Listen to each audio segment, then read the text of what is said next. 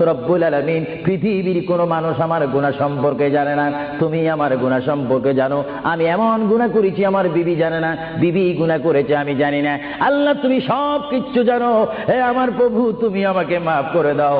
আমার আল্লাহ বলে তারপরও যদি তোমাদেরকে আমি মাফ না করি, তারপরও বান্দা তোমরা আমার রহমতের দরজা থেকে ফিরে যাইও না।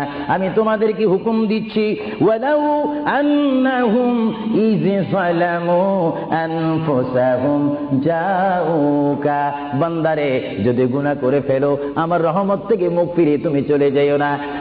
বান্দা আকাশ পরিমাণ যদি গুনাহ করো, পাতাল পরিমাণ যদি গুনাহ করো, সাগরের পানি পরিমাণ যদি গুনাহ করো, পাহাড় তুলনায় যদি তুমি গুনাহ করো, আমার দরবার থেকে তুমি নিরাশ হইও না। বান্দা আমি তোমাকে একটি রাস্তা পাঠাই দিচ্ছি, একটি পথ তোমাকে আমি দেখাই দিচ্ছি। সেই পথটি কোন পথ তোমরা জানো?